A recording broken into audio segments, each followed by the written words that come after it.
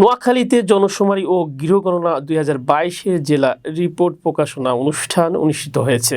এই উপলক্ষে বৃহস্পতিবার দুপুরে জেলা পরিসংখ্যান কার্যালয়ের উদ্যোগে জেলা রিপোর্ট প্রকাশনা অনুষ্ঠান অনুষ্ঠিত হয়।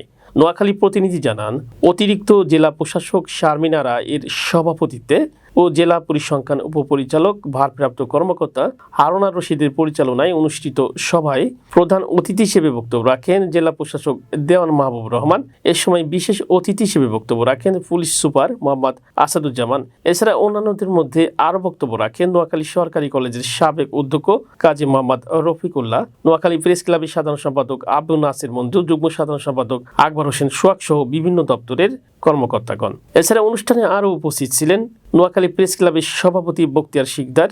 উল্লেখ্য, 1981 সাল থেকে 2022 পর্যন্ত জনসংখ্যা রিপোর্ট প্রকাশ করা হয়। 2022-এর সর্বশেষ রিপোর্টে নোয়াখালী জেলায় মোট জনসংখ্যা 34,25,442 জন হিসেবে রিপোর্ট প্রকাশ করেন জেলা পরিসংখ্যান উপপরিচালক ভারপ্রাপ্ত কর্মকর্তা হারুনা রশিদ। আমার সম্মানিত সহকারী কাজ করতে হবে, এরকম প্রত্যেকটা সেক্টর সম্বন্ধে আমাদের একটা ধারণা আছে, শিক্ষা করছি এবং বলে আমি বক্তব্য শেষ করছি। সবাই ভালো থাকবেন। জয় বাংলা। রিপোর্ট প্রকাশ না হওয়া পর্যন্ত কিন্তু সেটা পরিসংখ্যান হিসাবে বিবেচিত হবে না। আরো বিশেষ অতিথি হিসাবে আছেন মান্যবর জনসংখ্যা মেয়ে, জনসংখ্যা যারা যাই করেন, স্কুল কলেজ মাদ্রাসা যাই নেন করতে সম্মত হয়েছি।